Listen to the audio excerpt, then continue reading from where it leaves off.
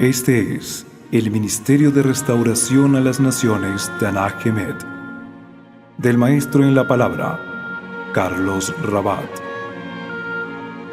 Bienvenido.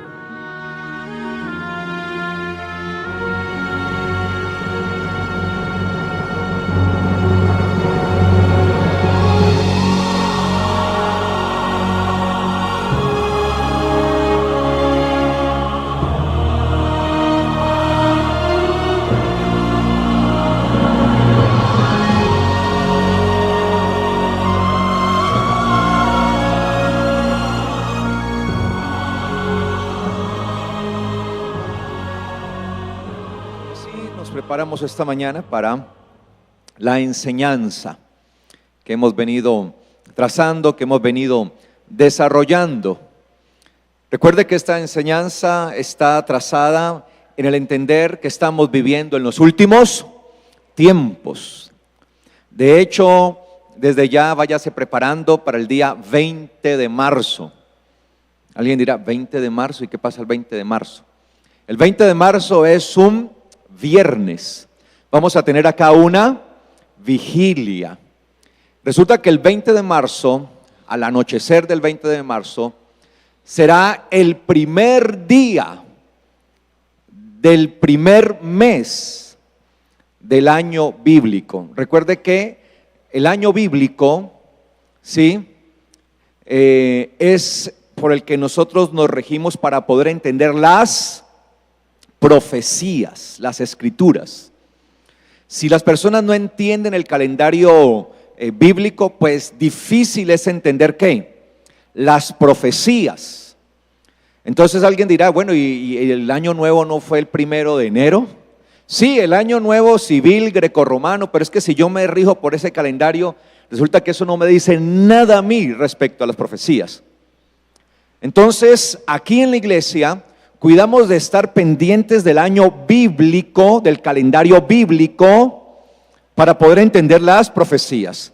Y de acuerdo al calendario bíblico, no lo que yo crea, sino el calendario bíblico, el 20 de marzo, ¿sí? Al anochecer, cuando se oscurezca, cuando caiga el sol, tendremos el día primero del mes de Aviv, o mes de Nisan, que comúnmente le llaman Aviv, ¿sí? Que es el primer mes del año.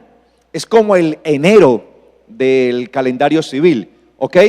Pero allí, ahora, ese primer día de Aviv, que va a caer 20 de marzo, no es coincidencia que ese mismo día va a haber un suceso, va a haber una situación cósmica, yo no sé si usted sabía, de un eclipse total de sol. Eclipse total, no parcial, total, que es un fenómeno muy, muy extraño. Y seguido a ese eclipse total, que es justo el primero del mes de Aviv, seguirán 2 lunas de sangre. 2 lunas de sangre, o lunas ensangrentadas, o lunas rojas.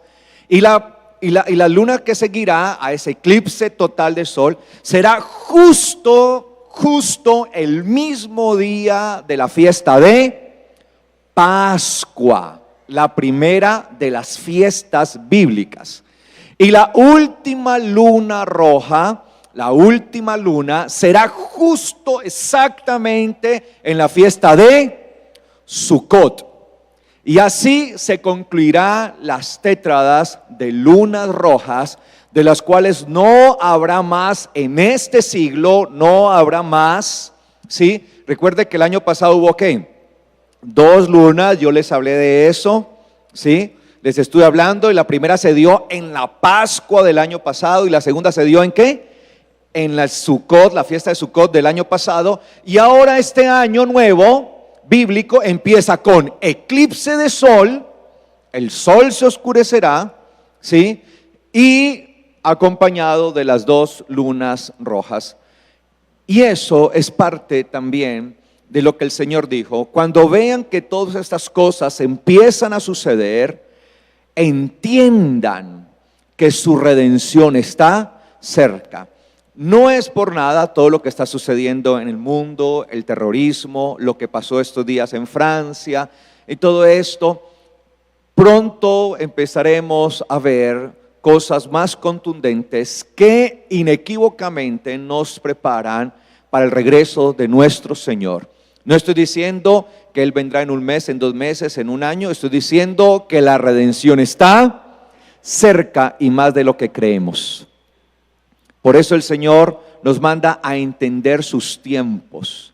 Y dice que solamente oirán su teruá, como comúnmente dicen la mayoría, pero la verdad, la palabra correcta es truá, ¿sí?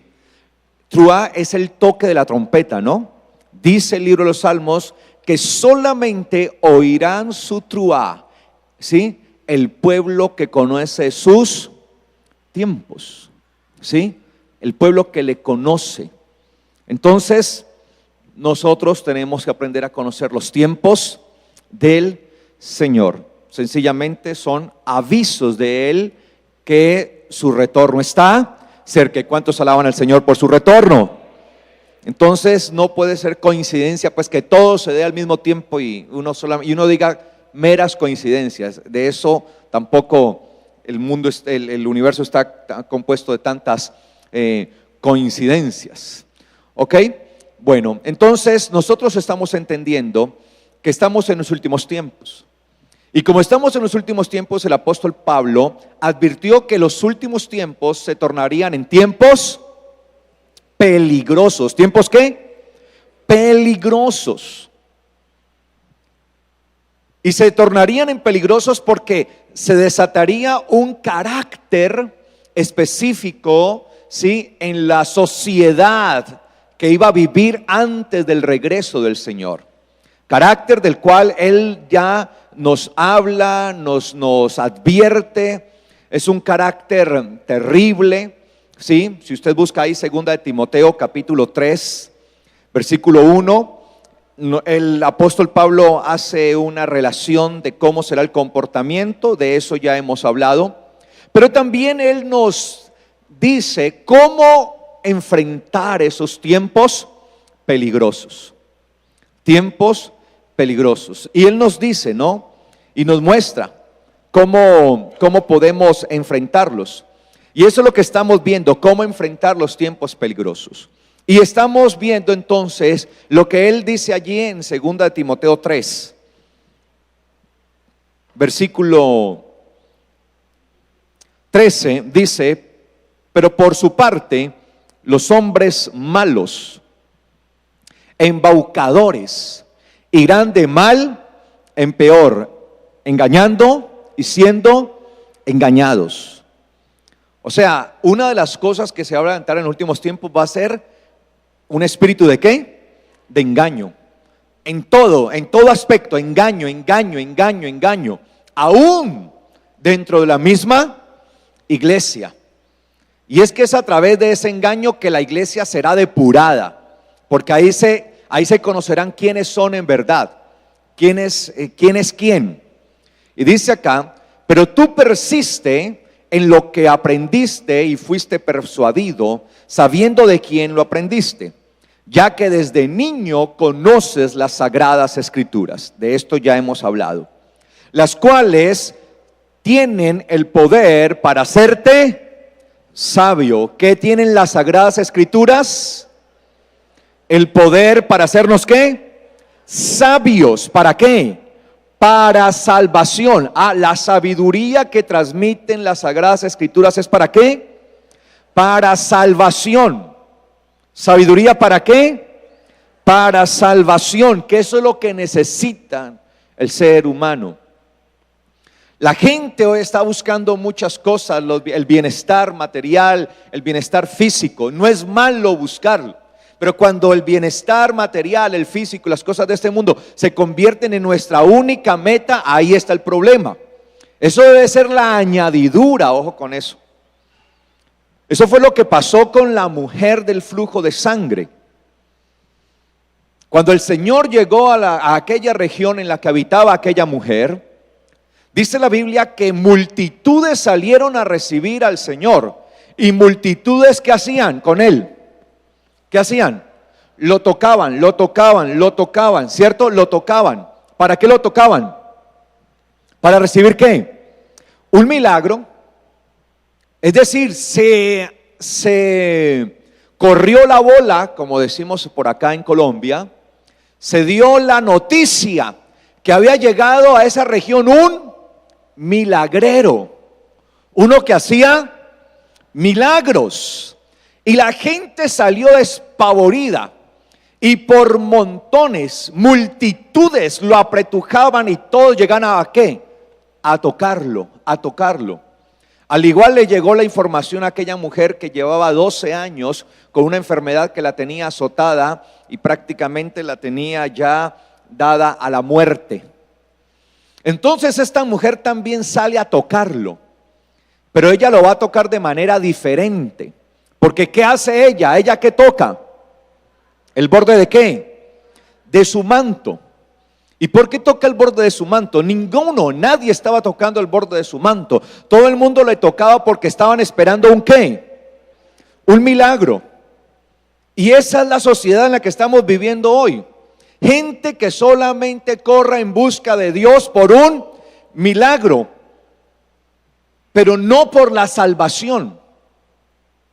Dentro de la mentalidad judía antigua, se esperaba que viniera el Mesías. Y quien creía que fulano de tal era el Mesías, porque antes de que el Señor viniera en medio de Israel se levantaron muchos supuestos Mesías.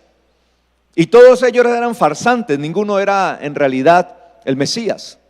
Entonces una de las cosas que se practicaba era públicamente, si yo creía que fulano era el Mesías, porque me convencía de eso, públicamente yo iba y tocaba ¿qué?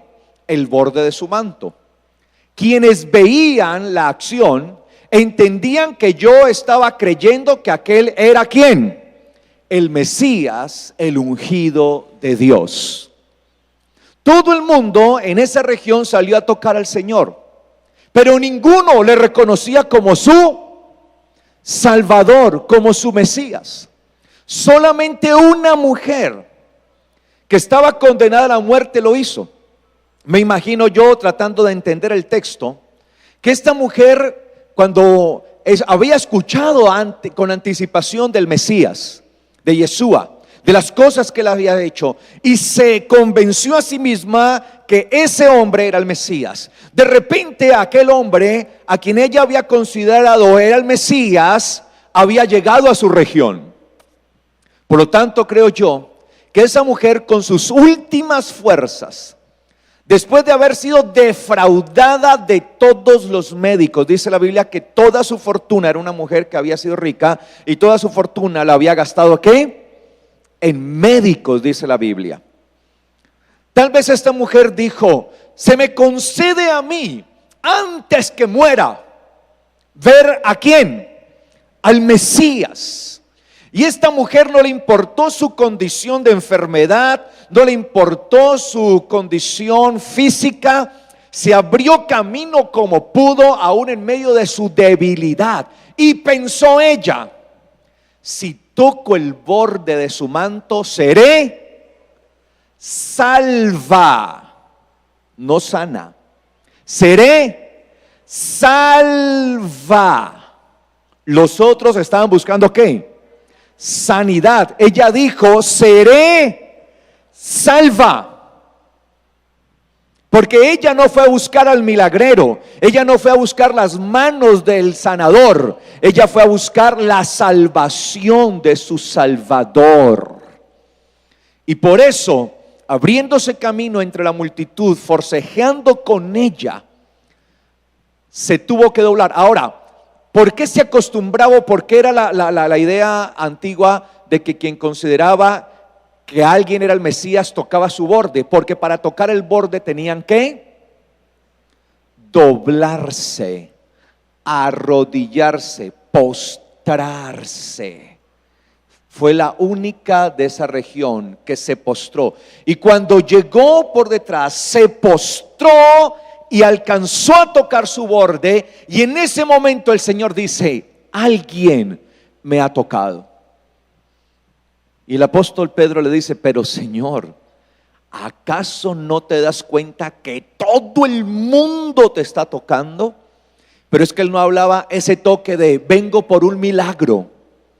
Él hablaba del toque de fe de aquella que había llegado ante él pidiendo su salvación.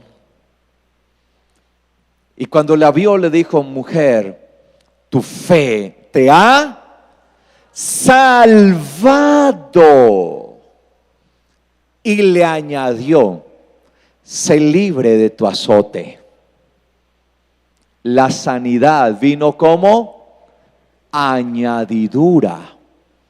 Y le añadió: has sido salva por tu fe, sé libre de tu azote, es decir, de tu enfermedad.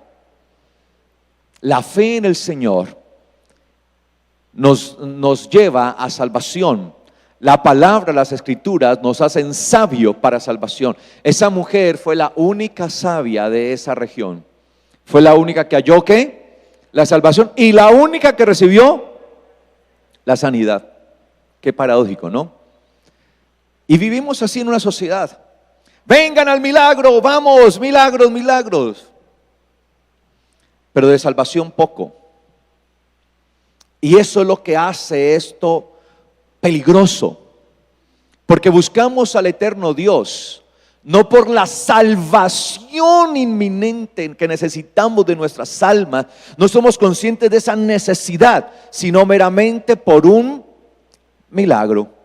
Y lamentablemente muchos reciben su milagro y luego vuelven atrás, como aquellos 10 leprosos. 10 fueron sanados, solamente uno regresó al Señor. Esa es la triste realidad de esta sociedad. Y dice acá, versículo 15: ya que desde niño conoces las sagradas escrituras, las cuales te pueden hacer sabio, te pueden dar poder para hacerte sabio, para la salvación que hay por la fe en Cristo Jesús, en Yeshua el Mesías. Toda la escritura es ¿qué? Inspirada por Dios. Yo ya les hablé que esa palabra inspirada por Dios habla de que la escritura es el ¿qué? El soplo de Dios, es el influjo de Dios, ¿sí? El soplo de Dios, el aliento de Dios, el hálito de Dios. Toda la escritura es el soplo de Dios. Toda la escritura es ¿qué? El soplo de Dios. Por eso yo no puedo despreciar la escritura.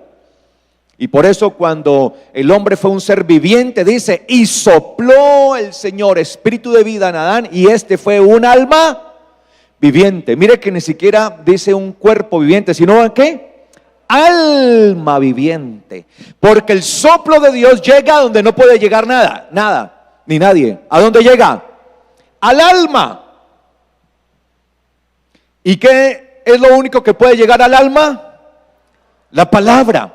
Es la única que puede operar en el alma del hombre.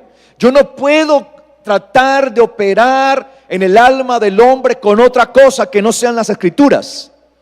Todo de lo demás será insuficiente. Allá llega y sopló y fue alma viviente. Y cuando nosotros somos soplados por su palabra, cuando viene la palabra como ese soplo divino a nuestra alma, a nuestro interior, llega a lo más profundo, entonces somos almas vivientes, es decir, almas que pasan de muerte a vida. Porque un alma sin la palabra de Dios, un alma sin el Señor, es un alma que está muerta espiritualmente. Y dice acá, y toda la escritura es inspirada por Dios y es útil ¿para qué? Para la enseñanza. Entonces las escrituras tienen una utilidad, tienen un beneficio, tienen una ganancia, un superávit, como lo quiera llamar usted. Una ganancia. Las escrituras son para enseñanza. Efesios 4:14, carta escrita por el apóstol Pablo a los Efesios, capítulo 4, versículo 14. Dice, para que ya no seamos como niños fluctuantes. ¿Cómo qué? ¿Cómo qué? Niños fluctuantes. Un infante al cual se puede engañar. Esa palabra que aparece ahí, nepios, que habla de un infante, de un niño que fácilmente es manipulable. Ya no seamos como niños que fluctuantes. Y a veces somos así, ¿no? Manipulables, nos engañan fácilmente. De hecho, la expresión allí fluctuante es un niño siendo lanzado por las olas, como llevado de aquí para allá, fluctuante, ¿sí? Para que ya no seamos como niños fluctuantes. ¿Cómo no debemos ser? Niños, hay que ser ¿qué? Maduros, ya es el tiempo de madurar, iglesia. Zarandeados por olas, llevados a la deriva por todo viento de enseñanza. En algunas Biblias aparece como la palabra doctrina. La palabra que aparece ahí es didascalia, ¿sí? Enseñanza, enseñanza. Didascalía, que es enseñanza, instrucción, ¿sí? Por cualquier viento, por cualquier cosa que viene allí, un ventarrón, un vientecito de enseñanza, y ya nos dejamos ¿qué? Llevar por eso. Y ese es el peligro que estamos viviendo hoy, mis amados. Que viene cualquier error, cualquier enseñanza, y nosotros nos dejamos mover por ellas. ¿Y quiénes usan esas enseñanzas? ¿Qué dice acá? Por cualquier viento de enseñanza de hombres astutos que se vuelven maestros de las artimañas del error. Mire que no está hablando de impíos, no está hablando de gente no conocedora. Está hablando de ¿qué? Es una advertencia para quién. Esa palabra es una advertencia para quién. Para la iglesia. ¿Es para los impíos? Es para la iglesia, y por eso le está escribiendo esto a la iglesia. Y la advertencia en el tiempo de Pablo, ya Pablo lo estaba advirtiendo, dice: hombres que son astutos, y es que usan una astucia y convencen a cualquier hermano y despojan a la gente así. Y uno ve cómo usan artimañas de error, y es que hasta hacen ver como que esas artimañas son bíblicas, y le dan 2 vueltas, 3 vueltas a las escrituras, ¿sí? Y traman cómo hacer entender cosas que no son bíblicas. Y usted lo ve a la gente, ve a algunos de estos, ¿no? Pacte con Dios. Eso es una doctrina de astucia y de error. Si usted ve a algún predicador por algún medio, sea de televisión o de radio, diciendo pacte con Dios, eso es una artimaña de error, porque no existe un solo texto de las escrituras que diga que un hombre puede pactar con Dios. De hecho, la palabra pacto en hebreo es la palabra brit. Y la palabra brit en hebreo significa alianza entre 2 iguales. Para que haya brit, tienen que ser ¿qué? Iguales los 2. Si yo le digo a usted pacte con Dios, le estoy diciendo usted es igual a Dios. Y ese fue el engaño que dio Satanás a la mujer y al hombre en el huerto de Edén. Le dijo: el día que lo tomen, el día que tomen de ese árbol, serán iguales a Dios. Recuerdo que estaba en una convención de pastores hace ya años atrás. Me invitaron para darles unas conferencias. Y como yo sé que eso estaba de moda, y está de moda, entonces yo dije: yo tengo que empezar a sacar a todos estos pastores del error. Entonces les hablé acerca del pacto. Pero para hablar del pacto, tenía yo una trila allí. Y recuerdo que saqué un fajo de $1,000,000. Saqué $1,000,000 allí. Saqué $1,000,000 y lo puse allí, encima de la mesa que me habían puesto ahí como atril, una mesa allí, $1,000,000. yo no quiero exagerar, pero pues habían muchos pastores, ¿no? Era una convención internacional y habían venido pastores de otras partes de otros países, unos 2000, 2500, bueno, digámoslo 2000, pues para no, allí. Y le dije a ese grupo enorme de pastores, que se supone que conocen ¿qué? De la Biblia. El primero que me muestre, aunque sea un solo versículo de la Biblia, que diga que el hombre puede pactar con Dios, o que diga que fulano de tal pactó con Dios, este $1,000,000 es de él. Y me senté ahí a esperar. Y yo veía a los pastores buscando y todos eran, y más de uno era viendo y buscando y pasaban los minutos y todo eso. Después de unos minutos me paré y les dije, paren pastores, no sigan, no lo van a encontrar porque no existe. Y uno nos explica cómo cuando hablan del pacto usan la Biblia. O sea, uno dice, ¿de dónde sacan? ¿De dónde sacan? Claro, ninguno lo halló, porque no existe. Ahora, yo tampoco iba a arriesgar mi $1,000,000 sin estar seguro, ¿no? Sin estar seguro que no existe ese texto. Sí. Entonces les dije, no existe. Pero estamos convencidos, nos hablan tanto de eso, que una mentira dicha 1000 veces se vuelve una verdad. Y nos convencemos que eso existe. Y no existe. Entonces vemos que se fraguan una cantidad de enseñanzas que no son. Y son enseñanzas que en estos días escuchaba a un predicador de esos mismos que aparece por la televisión, hablando del pacto. Hablando que uno tenía que cubrirse con la sangre del prepucio de Jesucristo. ¿Yo qué? ¿La sangre del prepucio?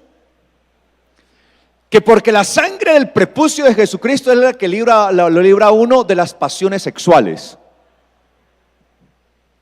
Dios mío, ¿de dónde sacan eso? Que porque cuando Jesucristo fue circuncidado al 8º día, al ser circuncidado derramó ¿qué? Sangre. Y esa sangre es poderosa para libertar a los que tienen pasiones sexuales como adulterio, fornicación y todo esto. Y que si usted, entonces que cuando usted tenga un problema sexual, entonces pida la sangre del prepucio de Jesucristo. Yo decía, Señor, ¿hasta dónde vamos a llegar? ¿Qué dice el apóstol Pablo acerca de las pasiones sexuales y todo eso? Y esos desórdenes, que son obras ¿de qué? De la carne, las cuales nosotros tenemos que hacer morir, viviendo en el Espíritu. La Biblia sí habla de la sangre del Mesías, pero ¿para qué fue dada la sangre de Jesucristo? ¿Para qué? Dice, y la sangre de Jesucristo, su Hijo, nos guarda de todo peligro. Amén. ¿Sí o no? ¿Qué dice la Biblia? Y la sangre de su Hijo, Jesucristo, nos limpia de todo pecado. No dice que nos cubre de todo mal sexual. Y menos el prepucio, pues. Entonces se enseñan una cantidad de cosas. Y lo más tremendo es ver la cantidad de borregos diciendo allá, amén, amén. Sí, no dice, no. O sea, no escudriñan las escrituras. Y él decía que es una revelación que el Señor le había dado. Y lo peor, cuando termina la predicación, dice este hombre, ahora, después de haber terminado esta enseñanza reveladora, usted venga al altar y sella esta palabra con una ofrenda. ¿Quién dice que uno sella la palabra con una ofrenda? ¿Cómo así? ¿Acaso la palabra ya no está bien sellada por el Espíritu de Dios? ¿Cómo es que yo tengo que sellar la palabra? No, entonces al final vamos a sellar la palabra con una ofrenda. Son maneras de explotar al pueblo. Yo tengo que enseñar lo bíblico. Si la palabra me dice que yo debo ofrendar y desmar, debo hacerlo como lo dice la palabra, no con argucias, ni astucias, ni engaños de error, porque lo que yo le enseño a esa persona, luego esa persona lo está multiplicando y sigue el error multiplicándose. Y dejamos de usar las escrituras para empezar a enseñar errores. ¿Me hago entender, iglesia? ¿Sí me hago entender? Entonces estamos viviendo en los últimos tiempos verdaderamente, porque se están enseñando una cantidad de cosas terribles, desastrosas, y la gente, como son niños, no están fundamentados en la enseñanza de la palabra, son movidos de aquí para allá, de allá para acá, son engañados fácilmente, para que no seamos como niños fluctuantes, zarandeados por olas, llevados a la deriva por toda enseñanza, todo viento de enseñanza que aparece. Y entonces hoy vienen más y más vientos. Y claro, y estamos en el tiempo de las tecnologías de la comunicación. Entonces todas las enseñanzas vuelan por la internet y van, y la gente no la discierne. Ahorita todo pasa. O sea, la gente ya no tiene colador. Parece que el colador de la gente está roto, porque todo sigue derecho. Ya no se cuelan las cosas por la palabra. Eso evidencia que la gente no conoce las escrituras. Todo viento de enseñanza, por la astucia, o por hombres que son astutos, que emplean con maestría, se vuelven maestros del error, maestros del engaño. Y dice el versículo 15, sino hablando la verdad. ¿Qué es lo que hay que hablar? ¿Qué es lo que hay que hablar? La verdad. Hay que hablarla con amor, obviamente. ¿Por qué hay que hablar la verdad con amor? Porque por lo general la verdad siempre va a ofender. O sea, la verdad de por sí siempre ofende, sobre todo la verdad bíblica. Va a ofender. Y nos dejamos llevar por cosas que no son. Y dice acá, crezcamos en todas las cosas en aquel que es la cabeza, es decir, Cristo. Para poder crecer tenemos que estar ¿en qué? En la verdad. Para poder crecer tenemos que estar ¿qué? En la verdad de aquel que es la cabeza del cuerpo. ¿Que es quién? El Señor Jesucristo. Entonces estamos viendo enseñanzas y se enseña y cada vez toman más fuerza. Por ejemplo, la enseñanza de la gracia que se ha tomado de manera errada y equivocada. Sí, vivimos en el tiempo de gracia. El tiempo de gracia es ese tiempo que el Señor nos da para arrepentimiento, para volvernos a Él. El arrepentimiento tiene que ver con un cambio de mentalidad y un regresarnos a Él, un volvernos a Él.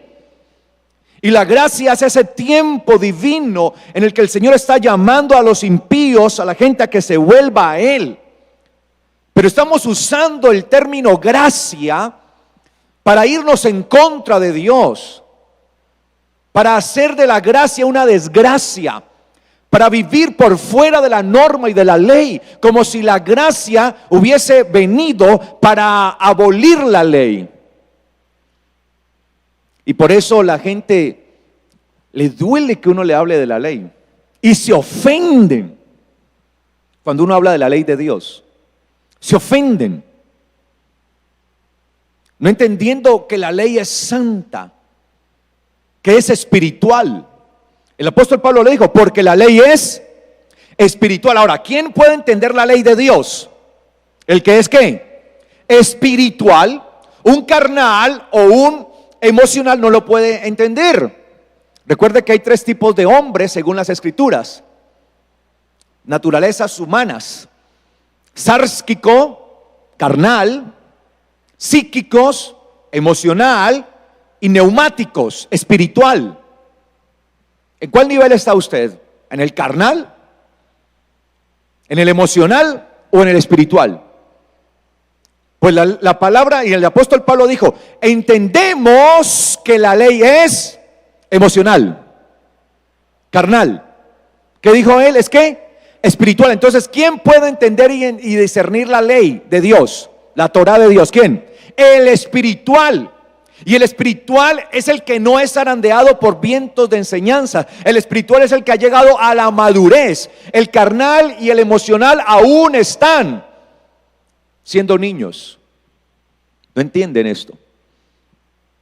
Y uno se encuentra cómo hay cantidad de personas que están en contra de la ley de Dios y gente que afirma y dice, nadie puede cumplir la ley de Dios. Sí, nadie la puede cumplir, es verdad, mientras sea carnal o emocional, pero el espiritual sí.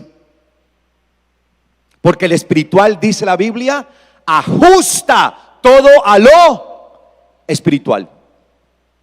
Y la Biblia dice que lo espiritual es la ley. Es decir, que el espiritual ajusta todo ¿a qué? A la ley, porque la ley es lo espiritual. Pero el carnal, el emocional, el que le gusta que le hablen bonito nada más y aleluya, gloria a Dios, no entienden esto. Y aún están en inmadurez. Ese es el problema que se vive dentro de la iglesia. Que dentro de la iglesia hay espirituales, pero también hay carnales y emocionales. Y no han madurado. Y por eso son llevados por vientos de doctrina. Entonces viene alguien diciendo, nadie puede cumplir la ley. Amén, gloria a Dios. Y aborrecen la ley. Es que ahora vivimos en la gracia, ya no en la ley. ¿Dónde vemos eso? Por ejemplo, el Señor lo enseñó, Mateo 5:17. Dice Mateo 5 allí, 17. Le voy a leer la versión popular, o sea, la versión común, la que más conocida, Reina Valera. No penséis que he venido para abrogar la ley o los profetas. No he venido para abrogar, sino para cumplir. Versículo 18. Porque de cierto les digo que hasta que pase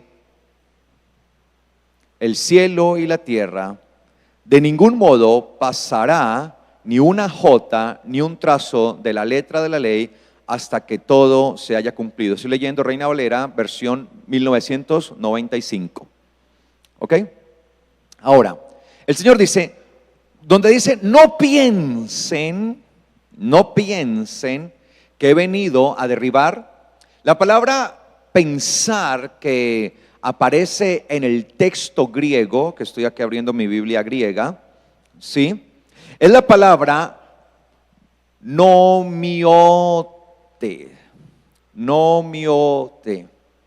Escúcheme bien. Que viene de la palabra nomizo. ¿Y qué es nomizo? Alguien dirá, bueno, pastor, ¿y eso qué es nomizo? Resulta que la palabra nomizo significa hacer algo, una costumbre, tomarla como si fuera una ley. Nomizo, tomar una costumbre y ponerla como una ley. Es decir, que el Señor está diciendo es, no tomen por ley, como un acto legal, que yo he venido a abolir, a abrogar la ley. Mire que Él lo está advirtiendo. Y hoy se enseña eso como si fuera una ¿qué? Una ley. Que el Señor vino a ¿qué? A abolir la ley. O sea, es contradictorio. Que uno habla con muchas personas, hasta con ministros, y me lo han asegurado. Aún pastores me lo han asegurado. Es que el Señor vino a abolir la ley. ¿De dónde sacan eso, por Dios? Y textualmente me lo han dicho. Es que el Señor vino a abolir la ley. Cuando el Señor mismo dice, no tomen por costumbre el que yo he venido a abrogar la ley. Él está diciendo ¿qué? Lo contrario. Él está diciendo lo contrario. No se justifiquen, no piensen, no tomen como algo legal el hecho que yo haya venido a abolir la ley. No, yo no vine a abolirla. ¿Sí me hago entender? ¿Sí me estoy dando a entender?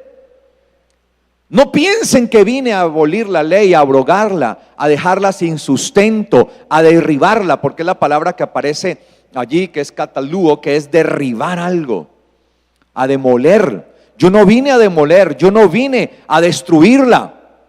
Yo no vine a destruir la ley, ni a los profetas. No vine a destruirla, sino que vine a dar cumplimiento. Vine a darle cumplimiento, vine a cumplirla.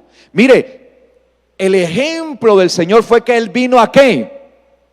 A cumplirla, no a derribarla. Y lo que me gusta es lo que sigue allí, ¿sí?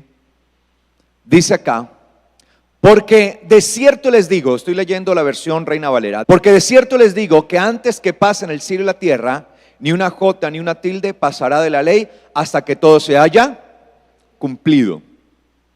Pero cuando uno revisa el texto griego se lo voy a traducir, dice así: porque de cierto les digo, o sea, ciertamente, ese de cierto es ciertamente, porque ciertamente les digo que primero pasarán el cielo y la tierra antes que una iota y un cuernito, porque literalmente dice así, de la ley, ¿sí?, deje de cumplirse.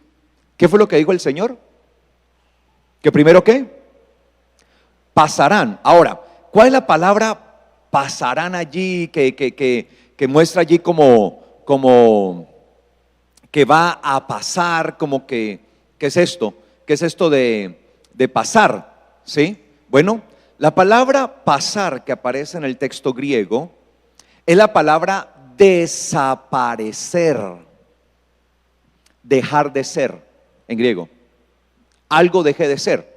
Por lo tanto, el Señor el Señor dijo así, entendiendo que esa palabra que aparece allí como pasará es que desaparecer en griego, dejar de ser, dejar de ser. Entonces se lo voy a leer como debería estar traducido. Ciertamente les digo, hasta que el cielo y la tierra no desaparezcan, ni una iota, que la iota es la equivalente, la iota es la letra, como la letra I en griego, que en hebreo sería la equivalente a la letra yod, que no es una vocal, sino una consonante, porque el hebreo no tiene vocales. ¿Sí me hago entender? El hebreo no tiene vocales. Y la yod o yud, como la quiera llamar, ¿sí?, es la letra más pequeña de todo el alefbet o todo el alfabeto hebreo. Todo, es la letra más pequeña. Pero él adiciona algo. Pero ni un cuernito, ni una iota, ni un cuernito. Y uno dirá, ¿y qué es un cuernito? Cuando usted le ve la forma de escritura clásica del hebreo, sí, del hebreo, notará, y le voy a pedir que lo haga cuando usted llegue a su casa, métase por internet y ponga alfabeto hebreo clásico, póngale así, y le van a salir, y vaya a imágenes. Notará que todas las letras, todas terminan con todas en la punta, todas terminan con un cuernito. Ese es el cuernito al que se refería el Señor, ¿sí? Ese trazo final, ¿sí?, que se hace en las letras, ese trazo final. Allí, que es esa puntica con la que terminan todas las letras. A eso es lo que se refiere el Señor. Ni siquiera ese trazo, último trazo, se dejará de cumplir. Entonces lo que el Señor está diciendo es que primero, hasta que no desaparezcan, hasta que no pasen el cielo y la tierra, no dejen de ser el cielo y la tierra, la ley se seguirá ¿qué? Cumpliendo. Entonces si el sol y si el cielo y la tierra aún no han pasado, no han desaparecido, significa que la ley se sigue ¿qué? Cumpliendo, vigente. ¿Cómo no podemos entender algo tan claro como lo que está allí? Y el Señor está diciendo, claro, las escrituras estaban, ¿en qué idioma estaban escritas las escrituras? Originalmente, ¿en qué idioma? En hebreo. Claro, Él está hablando a judíos y les dice, ni una yod, la letra más pequeña, ni siquiera su cuernito dejará de cumplirse hasta que el cielo y la tierra no desaparezcan. Es decir, que la ley se sigue cumpliendo hasta que el cielo y la tierra desaparezcan. Porque la ley fue dada para este mundo. Y mientras exista este mundo es regido por la Torá, por la ley del eterno Dios. Amén. ¿Sí me hago entender? ¿Sí me hago entender, iglesia? ¿O no? Entonces el Señor lo está diciendo allí. Él está hablando de todo esto, ¿sí? Entonces dice Él allí, hasta que el cielo y la tierra no desaparezcan, ¿sí? De ningún modo, lo está diciendo el Señor, se lo voy a traducir bien, lo voy a traducir, permítame, le traduzco todo el texto de Mateo 5:18, voy a hacer una traducción al del griego. Porque ciertamente les digo que hasta que no desaparezcan el cielo y la tierra, de ningún modo desaparecerá, dejará de ser, ¿sí? La ley ni siquiera en una iota, ni en su trazo más pequeño, cuernito, pues todo debe ser cumplido. ¿Todo debe ser qué? Cumplido. Toda debe ser cumplida. ¿Qué debe ser todo cumplido? ¿Qué es ese todo? La ley, Torah, debe ser cumplida. Ahora, mire que el mismo Señor utilizó lo que nosotros muchas veces despreciamos, o en la iglesia en general a veces desprecian, eso de la ley ya no. Él mismo enseñó para dar testimonio de él. Mire lo que dice Lucas 24:27. Lucas 24:27. Sí, cuando uno le explica las escrituras, hallan mucho más, ¿cierto? Se entiende mucho mejor, ¿no? Dice Lucas 24:27. Le voy a leer la traducción que yo le hice a este texto, ¿sí? Y cuando digo le hice, no estoy diciendo con esto que le estoy haciendo a mi amaño lo que a mí me gusta y como yo lo quiero, no. Estoy procurando respetar al máximo el texto y lo que dice allí. Por eso me estoy dando la tarea de traducir las escrituras tanto del griego al hebreo, que no es tarea fácil. Y es un proyecto que estoy desarrollando en este momento. Estoy desarrollando ese proyecto. Traducir la Biblia tanto desde el hebreo como el griego, para poder tener allí pues claramente todo esto. ¿Ok? Y dice acá, Lucas 24:27, ¿lo tienen? Lucas 24:27 dice, y comenzando desde Moisés. ¿Y comenzando desde qué? Desde Moisés. Cuando se refieren a Moisés, a las escrituras, se refieren a la ley, a la Torá, ¿sí? Porque la Torá fue dada a través de ¿quién? De Moisés. Ahora, esa Torá hoy está escrita ¿dónde? En los corazones. Dice, y comenzando desde Moisés, es decir, refiriéndose a la Torá, a la ley de Dios, y siguiendo por todos los profetas son todos los escritos que escribieron los profetas, ¿sí? Y entonces dice acá, y comenzando desde Moisés y siguiendo por todos los profetas y por los escritos son el resto de las escrituras. Entonces tenemos ley, los 5 primeros libros de la Biblia, Génesis, Éxodo, Levítico, Número, Deuteronomio, lo que conocemos comúnmente como Torá. Luego los profetas, pues todos los escritos de los profetas, incluyendo Samuel, ¿sí?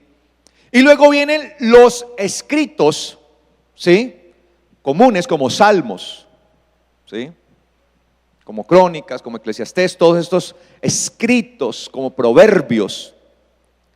¿Qué es lo que comúnmente esas 3 porciones, Torá, Profetas, Neviim en hebreo, y escritos, Ketuvim en hebreo, es lo que conforman Tanaj.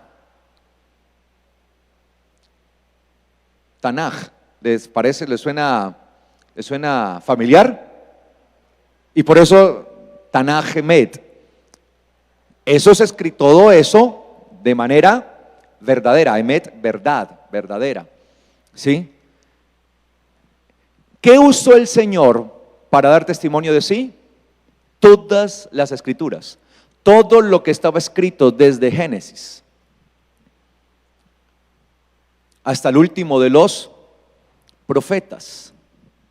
Y dice acá, y comenzando desde Moisés, Torá, y siguiendo por todos los profetas, Neviim, y por los escritos, Ketuvim, les explicó todas las cosas referentes a él mismo. Mire, todas esas escrituras, ¿por qué son el soplo de Dios? Porque todas hacen referencia ¿a quién? A Jesucristo. Claro, es que el soplo de vida de las escrituras es que todas tienen que ver ¿con quién? Con el Mesías. Por eso es vida. Si no, serían letra muerta. Y esto lo hizo el Señor cuando resucitó. Esto lo hizo el Señor con los que iban camino a Emaús. El Señor iba caminando y se encontró con unos que iban camino a Emaús y les dijo el Señor: ¿y qué hacen? ¿Qué ha pasado? Y estos dos le dicen: ¿es que acaso tú eres forastero que no te das cuenta de lo que ha sucedido? Y dice que él se fue hablando con ellos y hasta llegó la noche y hasta comió con ellos. Y durante todo ese tiempo él les estuvo ¿qué? Explicando todas las cosas referentes a él mismo, empezando con la Torah, con la ley de Dios. ¿Sí me hago entender? Entonces hoy se enseñan cosas que no son, ¿sí? No, ya no hay que vivir conforme a la ley. Eso ya no estamos, ya no debemos acatarla, ya no debemos vivirla. Yo digo, si la ley dice no matará, entonces decimos no vivamos conforme a la ley, entonces ¿qué? Matemos, ¿cierto? Por eso será que está el mundo como está. La Biblia habla de no adulterarás, de no robar. Entonces me imagino que por eso estamos como estamos. Entonces es una situación bastante compleja. Y lo que no entienden es que la Torah hoy ha sido escrita ¿en dónde? En nuestros corazones. Allí es donde ha sido escrita la Torah. Por eso el cumplimiento del profeta Jeremías, con eso termino, Jeremías 31:31 dice: he aquí vienen días o vendrán días, dice Yahweh, en los cuales haré un nuevo pacto con la casa de Israel. Mire, vendrán días, dijo el Señor, que Él haría un nuevo ¿qué? Pacto con la casa de Israel. ¿Sí? No como el pacto, versículo 32, que hice con sus padres el día que los tomé de su mano para sacarlos de la tierra de Egipto, porque ellos invalidaron ese mi pacto. Aunque yo, ese mi pacto, porque yo fui como un Baal para ellos, oráculo de Yahweh. Pero este es el pacto que haré con la casa de Israel después de aquellos días, dice Yahweh: daré mi ley, mi Torah, en su interior, en su mente, y la escribiré ¿en dónde? En su corazón. Y yo seré a ellos por Dios y ellos me serán por pueblo. Cuando uno pasa a ser pueblo de Dios, cuando la Torah, la ley, porque la palabra Torah que aparece allí en Jeremías, la palabra ley que aparece en Jeremías es Torah. Cuando la Torah es escrita ¿en dónde? En el corazón, en lo interior. Allí somos pueblo de Dios y Él es nuestro Dios. Yo seré para ellos Dios y ellos me serán por pueblo. ¿Cuándo somos pueblo de Dios? Cuando la ley deja de estar escrita meramente en piedra para pasar a ser escrita en los corazones. Y eso se evidencia en lo que dice también el escritor a los Hebreos. Hebreos capítulo 8. Hebreos 8 dice, versículo 6, 8:6 dice, pero como Él tiene un mejor ministerio, ¿quién tiene un mejor ministerio? El Señor Yeshua, como Él tiene un mejor ministerio, entonces Él es mediador de un mejor pacto, el cual está establecido sobre mejores promesas. Mire, el primer ministerio fue administrado ¿por quién? Por Moisés. Y cuando la ley fue dada, quedó grabada ¿en qué? En piedra. Pero ahora viene otro que es Yeshua. Y el ministerio de Él es ¿qué? Mejor. Por lo tanto, el pacto con Él es ¿qué? Mejor. ¿Y por qué va a ser mejor? Dice acá, versículo 7. Porque si aquel primer pacto hubiera sido sin defecto, ciertamente no hubiera procurado lugar ¿para quién? Para el segundo. Porque reprendiéndoles dice, y mire que el escritor de los Hebreos cita a Jeremías: he aquí vienen días, dice el Señor, en el que estableceré con la casa de Israel y la casa de Judá un nuevo pacto. ¿Qué está haciendo el escritor de Hebreos? A los Hebreos, ¿qué está haciendo? ¿Citando a quién? Al profeta Jeremías. No como el pacto que hice con sus padres el día que los tomé de la mano para sacarlos de la tierra de Egipto, porque ellos no permanecieron en mi pacto, por tanto me desentendí de ellos, dice el Señor. Por lo cual este es el nuevo pacto que haré con la casa de Israel después de aquellos días, dice el Señor. Pondré mi ley en su mente y sobre su corazón la escribiré, y seré a ellos por Dios y ellos me serán a mí por pueblo. Mire que el escritor a la carta de los Hebreos, que escribe por allá hacia el año 60-65 después de Cristo, cita a la profeta Jeremías, quien había escrito muchos siglos antes. Y esa palabra la trae como una referencia de cumplimiento ¿para quién? ¿Para quién? Para la iglesia. Entonces el nuevo pacto es que la ley quedó abrogada, que la ley quedó abolida. ¿Qué es el nuevo pacto? Que dejó de estar ¿qué? Escrita en tablas de piedra para pasar a estar escrita ¿en dónde? En los corazones.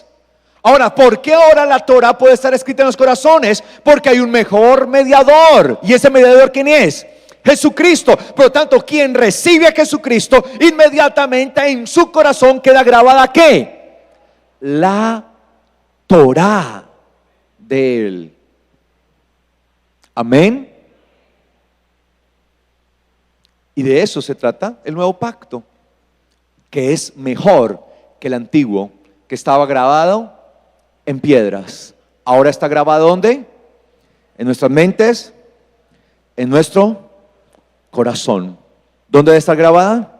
En el corazón. Pero eso solamente lo puede hacer ¿quién? Yeshua. Entonces, quien ha recibido verdaderamente el señorío de Yeshua es porque tiene escrita su ley, su Torah. ¿En dónde? En su corazón. Y cuando está escrita en el corazón no es palabra muerta. Pero si sigue escrita solamente en piedra, palabra muerta es. Si una persona no ha recibido a Jesucristo, o aquella que dice haber recibido a Jesucristo y no acepta la Torah, tiene letra muerta. Amén. De eso se trata. ¿Sí me hago entender? Entonces nos dejamos llevar por vientos de doctrinas, enseñanzas que no son. Y eso es lo que trae confusión, y por eso es que los tiempos últimos se vuelven peligrosos. ¿Estamos, iglesia? Amén. ¿Es claro o no es claro? Bueno, coloquémonos de pies, por favor, esta mañana.